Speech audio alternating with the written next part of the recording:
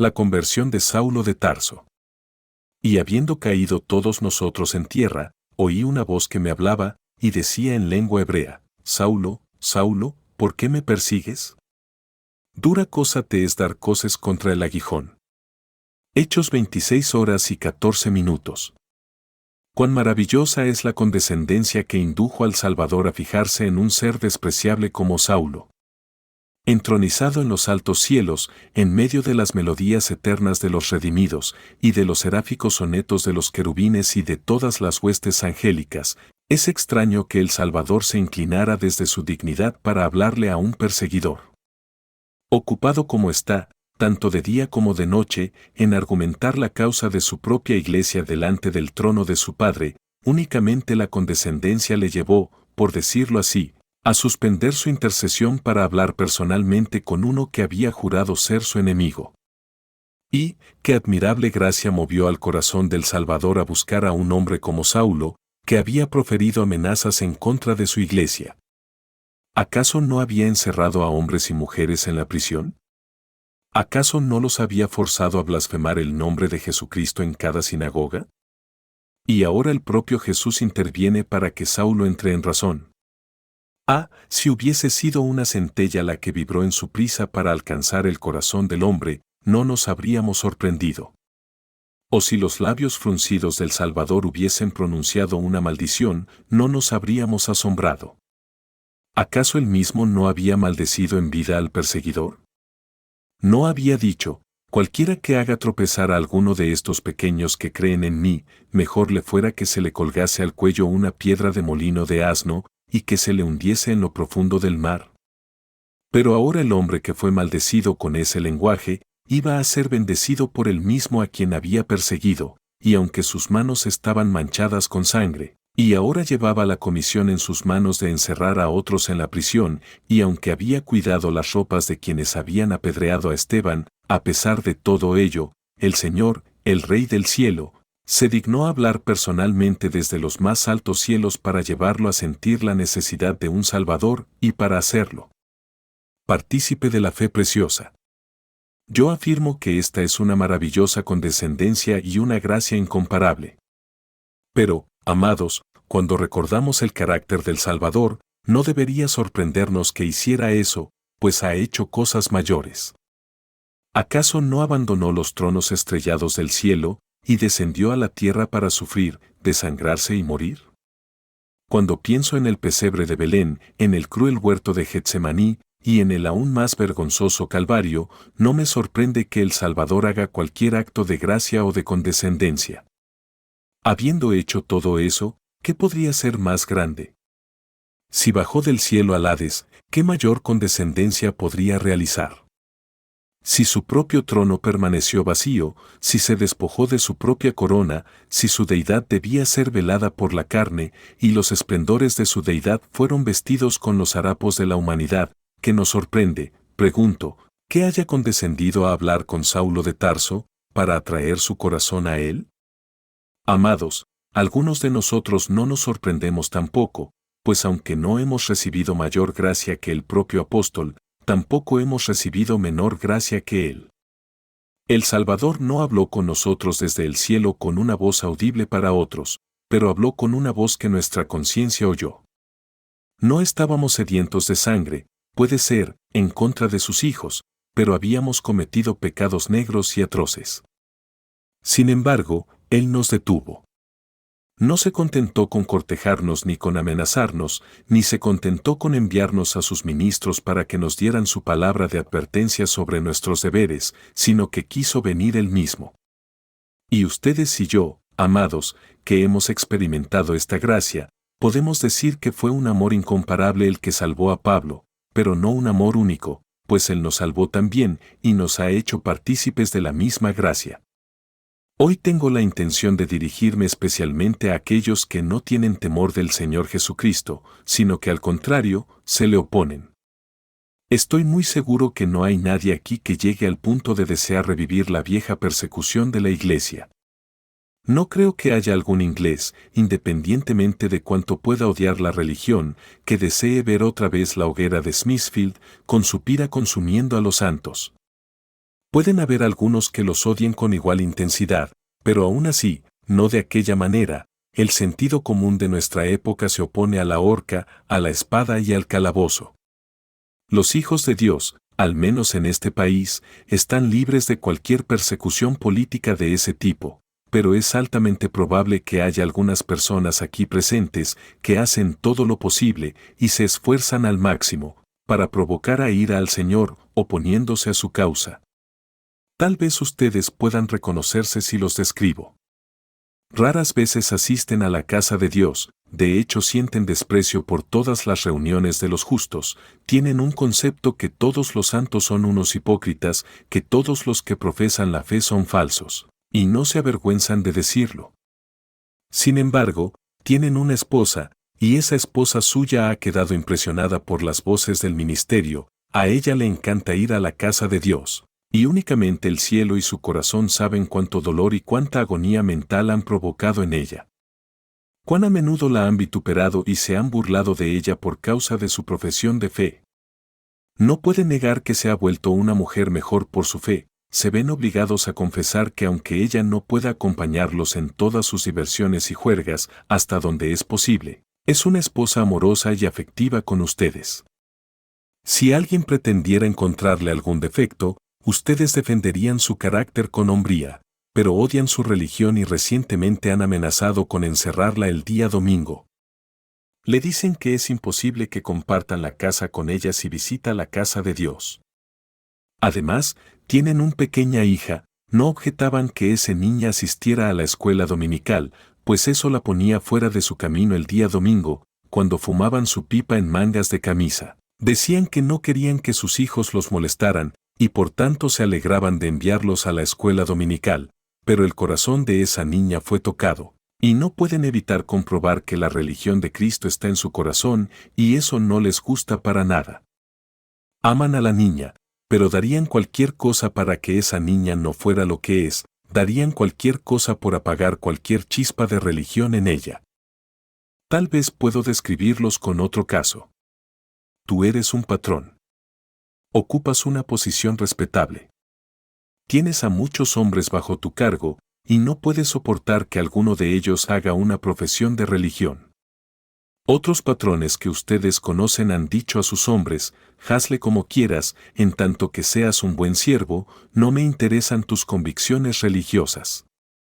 Pero, tal vez, tú eres más bien lo opuesto. Aunque no despedirías a nadie por causa de su religión, de vez en cuando haces a tu obrero objeto de tu escarnio, y si le descubres alguna pequeña falla, dices, esa es culpa de tu religión.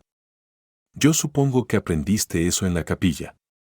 Y afliges el alma del pobre hombre, mientras él se esfuerza lo más posible por cumplir su deber para contigo.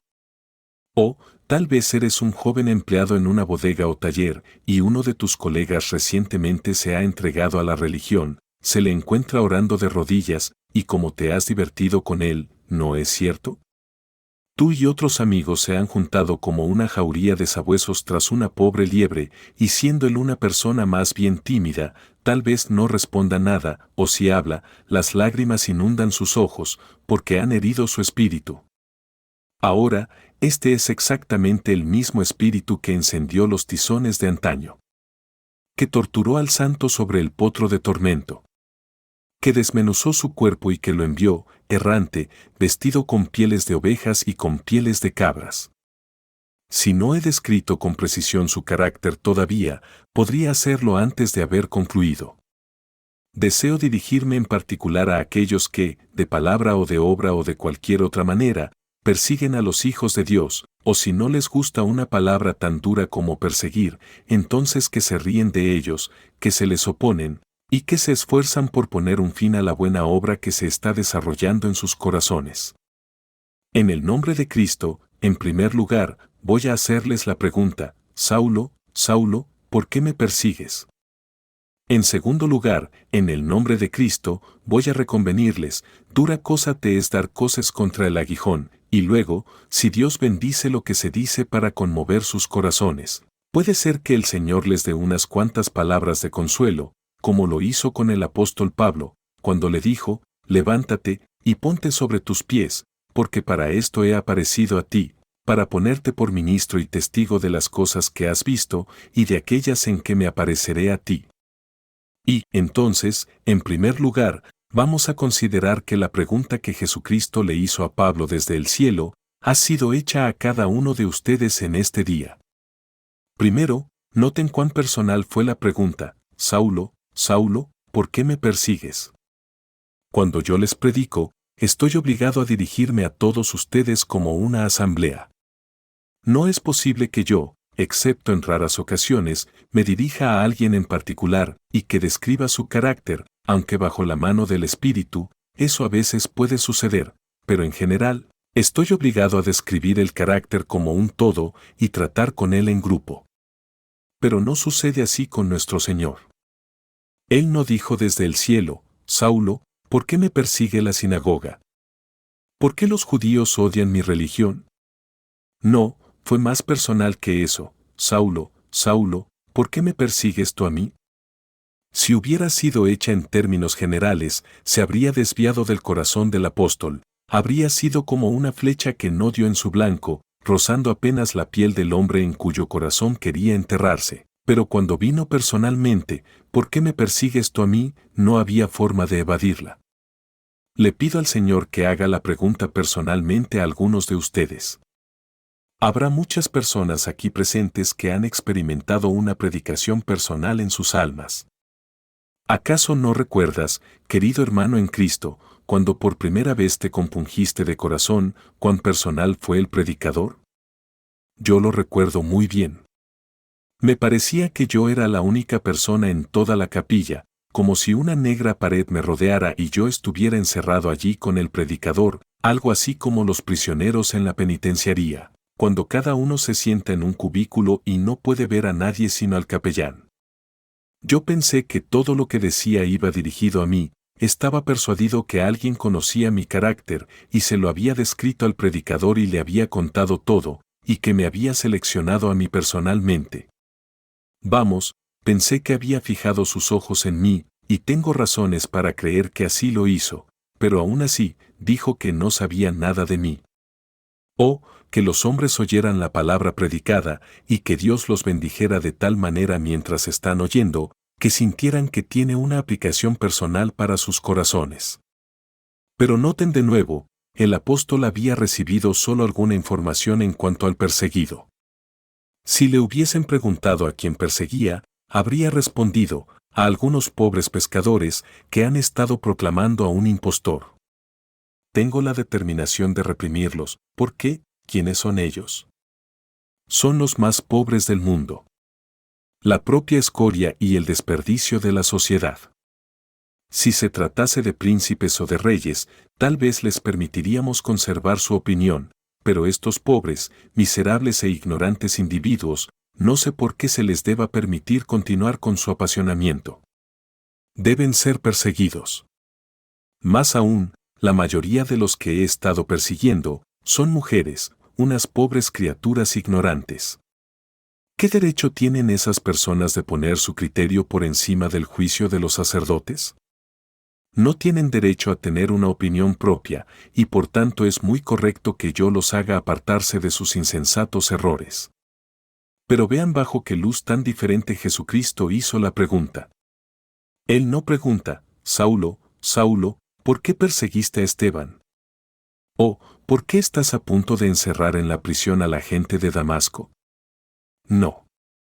Saulo, Saulo, ¿por qué me persigues? ¿Alguna vez pensaron en este tema bajo esta nueva luz? Ustedes tienen a un pobre hombre que trabaja para ustedes, que viste un saco de tela ordinaria. Es un don nadie. Podrían reírse de él. No se lo diría a nadie, o si lo hiciera, no serían obligados a dar cuentas del incidente, porque no es nadie. No se atreverían a reírse así de un duque o de un conde. Cuidarían mucho su comportamiento si estuviesen en la compañía de gente noble, pero debido a que este es un pobre hombre, se sienten con licencia para reírse de su religión. El individuo aquel con su saco de tela ordinaria es Jesucristo mismo. En cuanto lo han hecho a uno de estos sus hermanos más pequeños, a él se lo han hecho. ¿Se les ha ocurrido alguna vez el pensamiento que cuando se ríen de alguien, se están riendo, no de esa persona, sino de su Señor? Ya sea que lo hayan pensado o no, es una gran verdad, que Jesucristo recibe todas las injurias que son hechas a su pueblo, como hechas contra él mismo. Tú encerraste a tu esposa la otra noche porque frecuenta la casa de Dios, ¿no es cierto? Cuando estuvo allí encerrada, temblando por el aire frío de la medianoche, suplicándote que la dejaras entrar, si tus ojos hubiesen estado muy abiertos, habrían visto al Señor de vida y gloria temblando allí. ¿Qué te podría haber dicho? Saulo, Saulo, ¿por qué me persigues? Y entonces habrías comprendido que es un pecado mucho más grave del que imaginaste que era. Te reíste de la niña el otro día, porque cantaba un himno simple y evidentemente lo cantaba desde el fondo de su corazón. ¿Sabías acaso, o si no lo sabías, deberías saberlo ahora, sabías acaso, que te estabas riendo de Cristo? ¿Sabías que cuando te burlaste de ella, te estabas burlando de su Señor y que Jesucristo registró esa risa en su gran libro, como una ofensa hecha a su persona? ¿Por qué me sigues? Si pudieras ver a Cristo entronizado en el cielo, reinando allí en los esplendores de su majestad, ¿te reirías de él? Si pudieras verle sentado en su grandioso trono viniendo para juzgar al mundo, ¿te reirías de él? O, así como todos los ríos van a dar al mar, así todos los riachuelos de las iglesias sufrientes corren a Cristo. Si las nubes están llenas de lluvia, se vacían sobre la tierra, y si el corazón del cristiano está lleno de dolores, se vuelca en el pecho de Jesús. Jesús es el grandioso depósito de todas las aflicciones de su pueblo, y cuando te ríes de su pueblo, ayudas a llenar ese depósito hasta el borde, y un día estallará en la furia de su poder y las aguas te barrerán, y el cimiento de arena sobre el que está construida tu casa cederá, y luego, ¿qué harás cuando estés delante del rostro de aquel de quien te has burlado y cuyo nombre has despreciado? Vamos a volver a hacer la pregunta desde otra perspectiva. Es muy razonable y requiere de una respuesta. Saulo, Saulo, ¿por qué me persigues? Saulo, pudo haber preguntado el Señor, ¿qué hice que te molestó? Cuando estuve en la tierra, dije alguna palabra contra tu carácter, dañé tu reputación, lesioné tu persona, ¿alguna vez te afligí, dije alguna vez alguna palabra en tu contra? ¿Qué daño te he hecho? ¿Por qué tienes tanta inquina contra mí? Si hubiese sido tu peor enemigo, y te hubiera escupido en tu cara, no podrías estar más enojado conmigo que ahora. Pero, ¿por qué, hombre, estarías enojado en contra de quien no te ha hecho ningún daño, que no te ha causado nunca un disgusto? ¿O, por qué me persigues? ¿Acaso hay algo en mi carácter que lo merezca? ¿No fui puro, y santo, y diferente de los pecadores? ¿No anduve haciendo el bien? Resucité a los muertos. Sané a los leprosos. Di de comer a los hambrientos.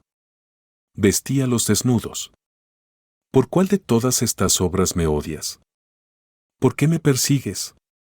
La pregunta está igualmente dirigida a ti el día de hoy. Ah, hombre, ¿por qué persigues a Cristo? Él te hace la pregunta. ¿Qué daño te ha hecho?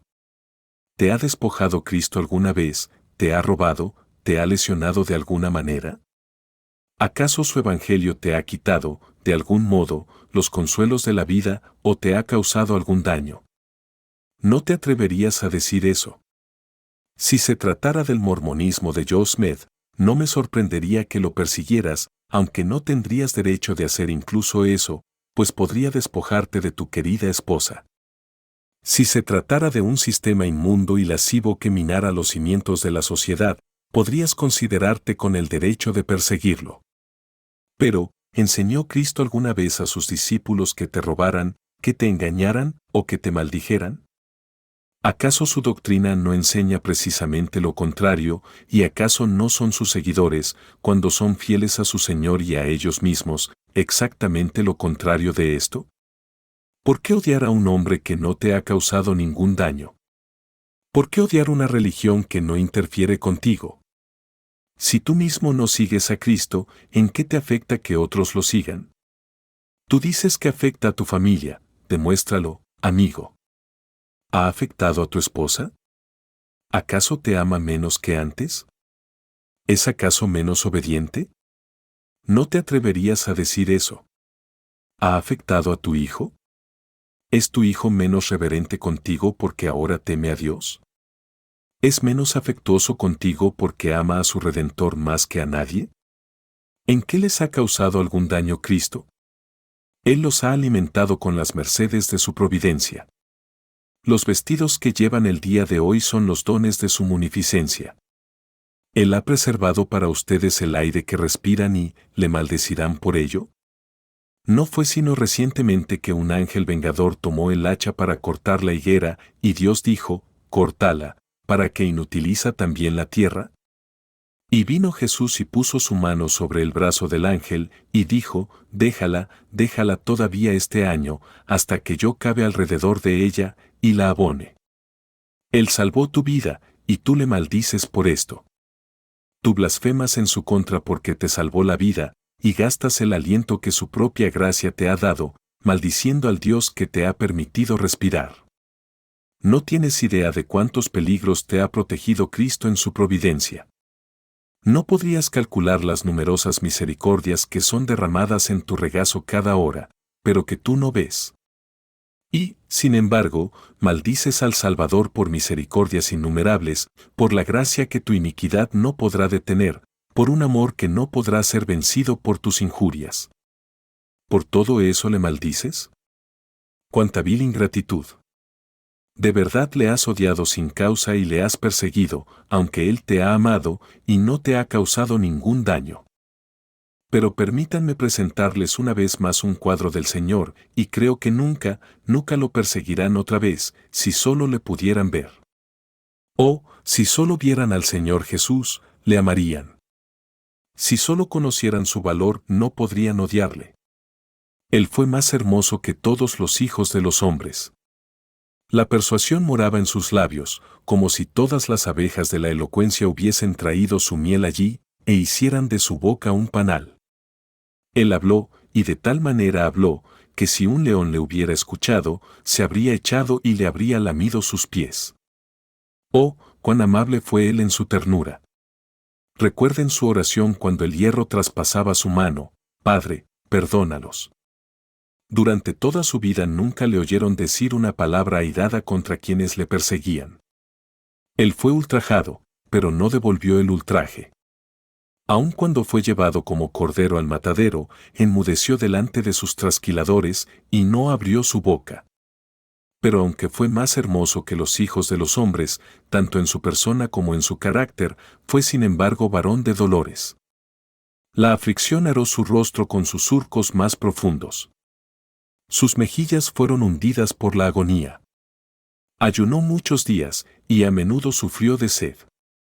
Trabajaba arduamente de la mañana a la noche, luego pasaba toda la noche en oración, luego se levantaba de nuevo para trabajar, y todo esto sin recibir recompensa, sin esperar obtener nada de nadie. No tenía una casa, ni hogar, ni oro, ni plata. Las zorras tienen guaridas, y las aves del cielo nidos, mas él, el Hijo del Hombre, no tenía donde recostar su cabeza. Él fue un hombre perseguido, acosado por sus enemigos de un lugar a otro, sin un amigo que le ayudara. Oh, si le hubiesen visto, si hubiesen visto su hermosura y su miseria unidas, si hubiesen visto su amabilidad frente a la crueldad de sus enemigos, sus corazones se habrían derretido. Ustedes habrían dicho, no, Jesús, yo no puedo perseguirte. No, yo me pondré entre tú y la quemante luz del sol. Si no puedo ser tu discípulo, de todas formas no seré tu oponente. Si este manto puede abrigarte en tus contiendas de medianoche, helo aquí, y si este balde puede sacar agua para ti del pozo, lo voy a bajar, y tendrás suficiente agua, pues si no te amo, puesto que tú eres tan pobre, tan triste, y tan bueno, no puedo odiarte. No, no voy a perseguirte. Pero aunque tengo la seguridad de que, si vieran a Cristo, le dirían esto, sin embargo ustedes realmente le han perseguido en sus discípulos, en los miembros de su cuerpo espiritual, y por lo tanto, les hago la pregunta, Saulo, Saulo, ¿por qué me persigues? Que Dios les ayude a responder a esa pregunta, y la respuesta será vergüenza y confusión de rostro. 2. Esto me lleva al segundo punto, la reconvención. Dura cosa te es dar coces contra el aguijón. Hay una figura aquí. Hay una alusión a la aguijada usada con los bueyes. Cuando el buey es enyugado para el arado, si no se mueve con la rapidez deseada, el labrador lo pincha con una vara larga que tiene una punta de hierro. Muchas veces, tan pronto el buey siente el puyazo, en vez de continuar, da coces tan fuertes como puede. Da coces contra el aguijón, haciendo que el hierro se introduzca en su propia pata. Por supuesto que el labrador que lo guía mantiene su aguijada en el mismo sitio, y entre más frecuentemente patea el buey, más herido resulta. Pero debe continuar. Está en manos del hombre que debe gobernar a la bestia y lo hará. Es su propia opción dar coces las veces que quiera, pues no le hace ningún daño al que lo conduce, sino solo a sí mismo. Verán que hay mucha belleza en esta figura, si la desmenuzo y les hago una pregunta o dos. Dura cosa te es dar coces contra el aguijón, pues, en primer lugar, no cumples tu propósito. Cuando el buey da coces contra el aguijón, es para mostrar resentimiento hacia el labrador por haberle incitado a seguir adelante, pero en vez de herir al labrador, se hiere a sí mismo. Y cuando tú has perseguido a Cristo para detener el progreso de su evangelio, déjame preguntarte, ¿lo has detenido del todo? No, ni 10,000 como tú serían capaces de detener el poderoso impulso hacia adelante de las huestes de los elegidos de Dios. Si tú crees, oh hombre, que puedes detener el progreso de la Iglesia de Cristo, anda y primero encierra a las dulces influencias de las Pléyades, y ordena al globo terráqueo que se quede quieto y que no gire alrededor de esas hermosas estrellas. Ve y párate frente a los vientos y ordénales que cesen de aullar, y ponte al borde de un remoto farallón, y ordénale al rugiente mar que retroceda cuando la marea está marchando hacia la costa, y cuando hayas detenido al universo, cuando el sol, la luna y las estrellas hayan obedecido a tu mandato, cuando el océano te hubiese escuchado y obedecido. Entonces puedes salir y detener el progreso omnipotente de la Iglesia de Cristo. Pero no podrás hacerlo.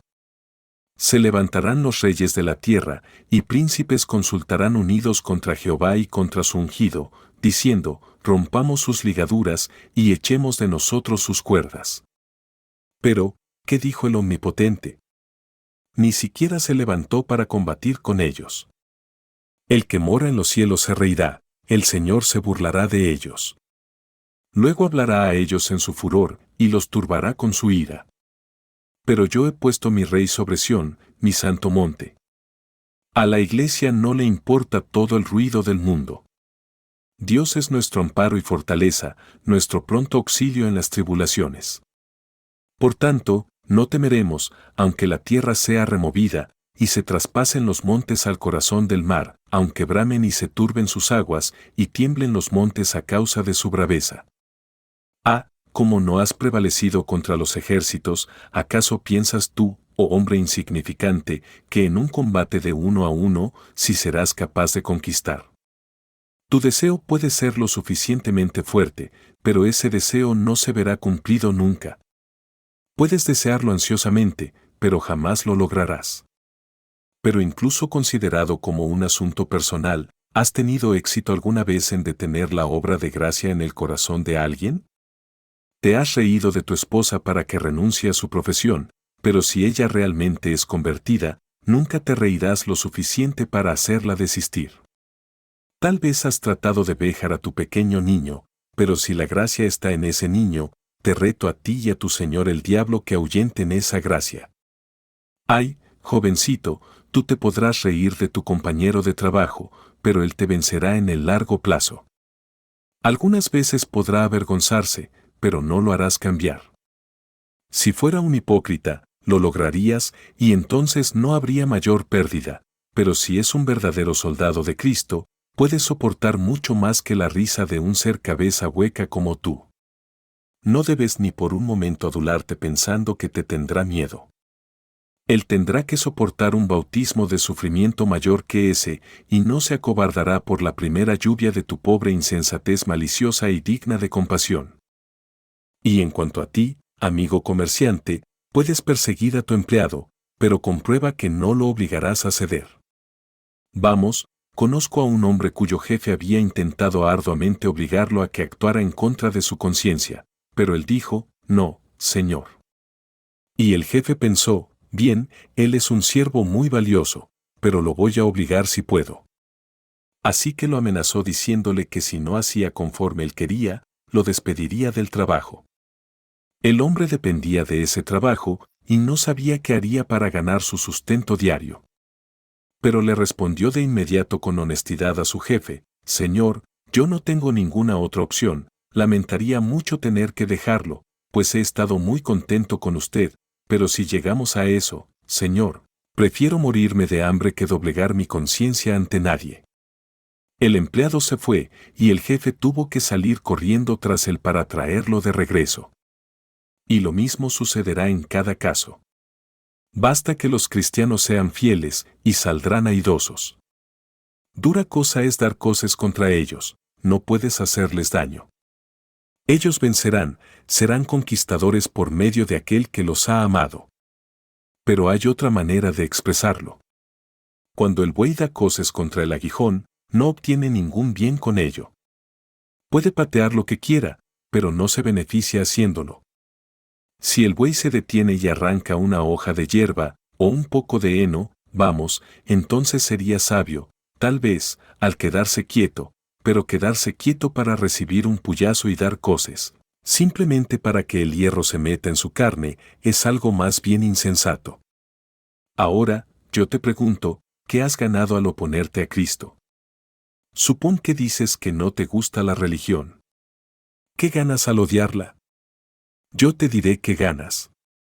Ganas esos ojos rojos con los que amaneces algunas veces los lunes por la mañana, después de tu borrachera del domingo por la noche. Te diré que ganas, jovencito. Has ganado esa constitución quebrantada, que, aun si ahora la has orientado a los caminos de la virtud, permanecerá contigo hasta que la dejes en tu tumba. ¿Qué has ganado? Vamos, hay algunos de ustedes que podrían haber sido miembros respetables de la sociedad, pero que ahora tienen ese sombrero roto, ese viejo traje raído, esa descuidada expresión etílica, y ese carácter del que te quisieras despojar y abandonar, pues no es bueno para ti. Eso es lo que has ganado oponiéndote a Cristo. ¿Qué has ganado al oponerte a Él? Pues bien, una casa sin muebles, pues por tus borracheras has tenido que vender todo lo valioso que poseías. Tus hijos visten harapos, y tu esposa vive en la miseria, y tu hija mayor, tal vez, se ha entregado a la vergüenza, y tu hijo se levanta para maldecir al Salvador, como tú mismo lo has hecho. Lo que has ganado por oponerte a Cristo. ¿Qué hombre en todo el mundo ganó algo alguna vez por oponérsele? Hay una gran pérdida experimentada, pero en cuanto a alguna ganancia, no hay nada parecido a eso.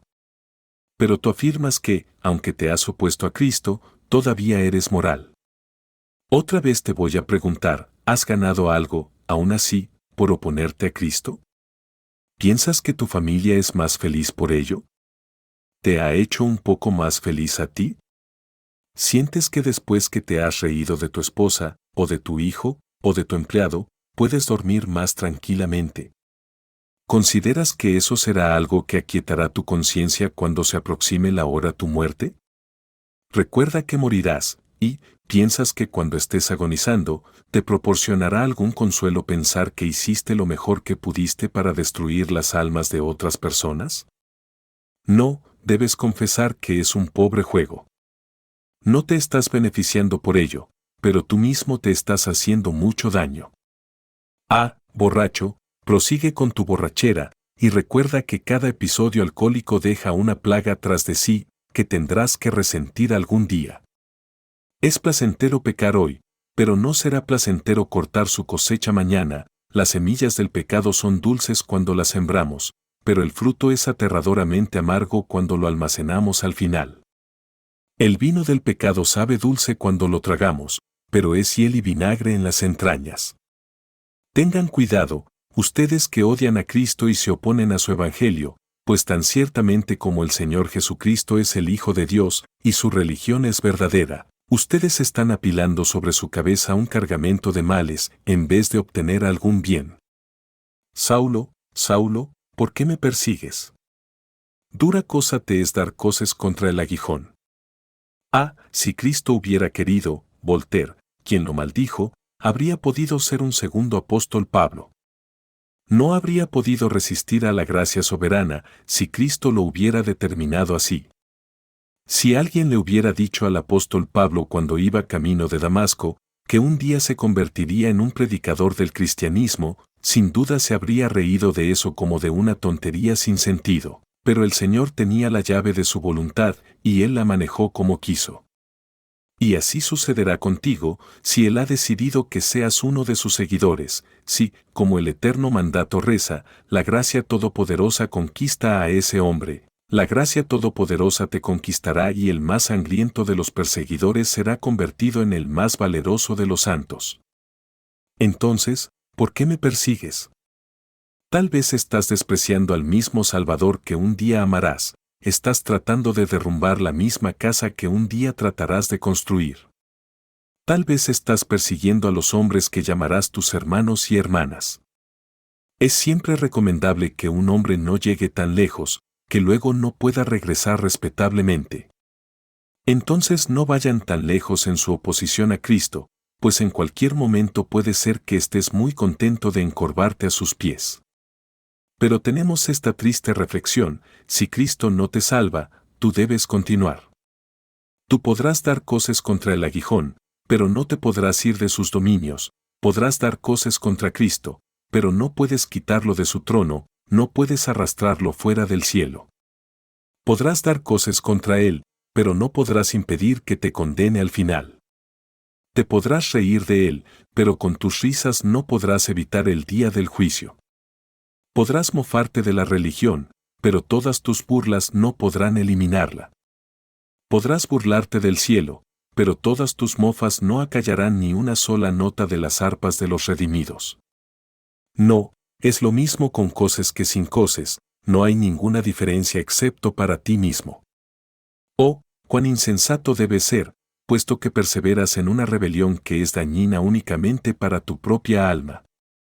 Esa rebelión no le causa ningún daño a Él, a quien tú odias, pero, si Él quisiera, podría detenerla, y si no la detiene, puede vengarla y la vengará.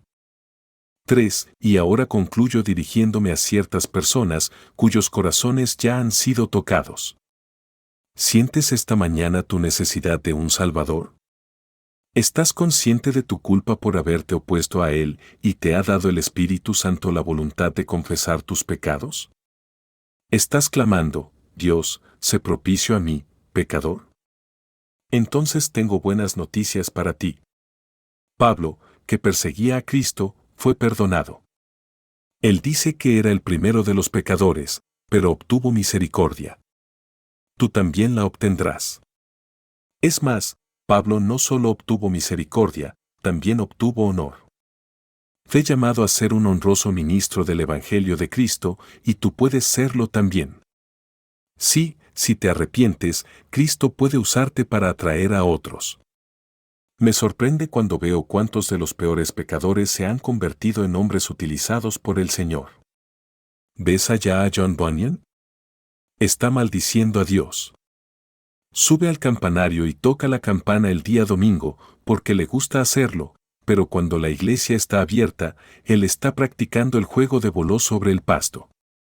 Allí está en la barra de la cantina, nadie se ríe más fuerte que John Bunyan. Algunas personas se dirigen a la iglesia, nadie los maldice tanto como John. Él es el cabecilla en todo vicio. Si hay un gallinero que robar, John es su hombre. Si hay alguna iniquidad por hacer, si se hizo algún mal en la parroquia, no necesitas adivinar 2 veces, John Bunyan está detrás de eso. Pero, ¿quién es aquel que enfrenta un juicio ante el magistrado? ¿A quién acabo de oír hace unos instantes, diciendo, si me permite salir de la prisión hoy, voy a predicar el Evangelio mañana, con la ayuda de Dios? ¿Quién fue el que estuvo encerrado 12 años en la prisión, y cuando le dijeron que podía salir si prometía que no iba a predicar, replicó, no, voy a quedarme aquí hasta que el moho crezca sobre mis párpados, pero debo predicar y voy a predicar el Evangelio de Dios tan pronto como alcance mi libertad. Pues ese es John Bunyan, el mismo hombre que maldijo a Cristo el otro día.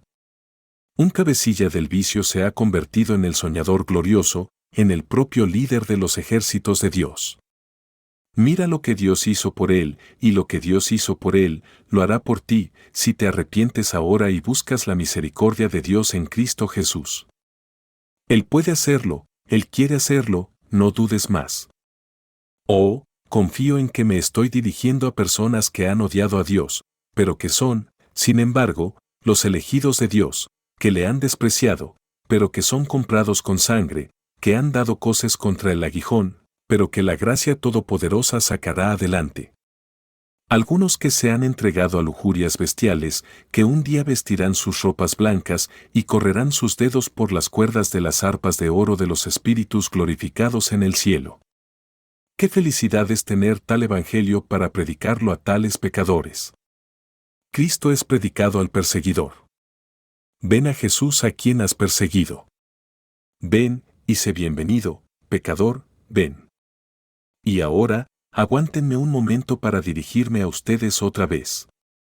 Me mira a la cara la probabilidad de tener muy pocas oportunidades más de dirigirme a ustedes sobre temas que conciernen a sus almas. Mi querido lector, no voy a atribuirme nada, sino solo esto: no he rehuido anunciaros todo el consejo de Dios, y tengo por testigo a Dios con cuantos suspiros, y lágrimas, y oraciones he trabajado para su bien. Miles han sido llamados, así lo creo, de este lugar. Entre ustedes, a los que estoy viendo, hay un gran número de personas convertidas, de acuerdo a su propio testimonio han tenido un cambio completo, y ya no son ahora lo que antes eran. Pero estoy consciente de este hecho, que hay muchos de ustedes que han asistido aquí, ya casi cerca de 2 años, que siguen siendo lo mismo que antes eran. Hay algunos de ustedes cuyos corazones no han sido tocados. Algunas veces lloran, pero sus vidas no han sido cambiadas todavía se encuentran en hiel de amargura y en prisión de maldad.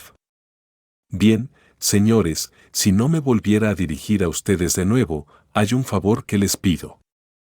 Si no se vuelven a Dios, si están resueltos a perderse, si no quieren oír mi reproche ni volverse a mi exhortación, les pido este favor: por lo menos déjenme saber que estoy libre de su sangre.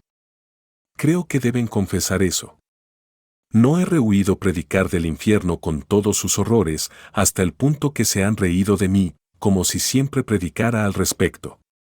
No he rehuido predicar sobre los temas más dulces y agradables del Evangelio, hasta el punto que he llegado a temer que mi predicación se hubiera vuelto afeminada, en vez de retener el masculino vigor de un Boanerges. No he evitado predicar de la ley. Ese grandioso mandamiento ha sonado en sus oídos: amarás al Señor tu Dios y a tu prójimo como a ti mismo. Nunca he temido a los grandes, ni he buscado sus sonrisas, he reprendido a la nobleza como reprendería al campesino, y a cada uno de ustedes a tiempo les he dado su ración. Yo creo que al menos esto se puede decir de mí: aquí está uno que no ha temido jamás el rostro de un hombre, y espero no temerlo nunca. En medio de los ultrajes, y de los reproches, y de las críticas, he buscado ser fiel a ustedes y a mi Dios. Si a pesar de eso son condenados, permítanme tener esto como una consolación por su miseria, cuando piense en ese aterrador pensamiento: que no han sido condenados por no haber sido llamados. No han sido condenados por falta de que se llorara por ustedes, y no han sido condenados, permítanme agregar, por falta de oraciones por ustedes. En el nombre de aquel que juzgará a los vivos y muertos de acuerdo a mi evangelio, y que vendrá en las nubes del cielo, y por aquel temible día cuando los pilares de esta tierra sean conmovidos, y cuando los cielos se desplomen a sus oídos, por ese día cuando apartaos de mí, malditos, o venid, benditos, deba ser la terrible alternativa, los exhorto: guarden estas cosas en su corazón, y así como voy a enfrentar el rostro de mi Dios para rendir cuentas por mi honestidad para con ustedes, y por mi fidelidad para con Él, así recuerden, ustedes deberán comparecer en su tribunal, para rendir cuentas de cómo oyeron y de cómo reaccionaron después de oír, y, ay de ustedes si, habiendo sido elevados con privilegios como Capernaum, sean abatidos como Sodoma y Gomorra, o más abajo que ellas, porque no se arrepintieron. Oh, Señor. Vuelve estos pecadores a ti, por Jesucristo, nuestro Señor. Amén.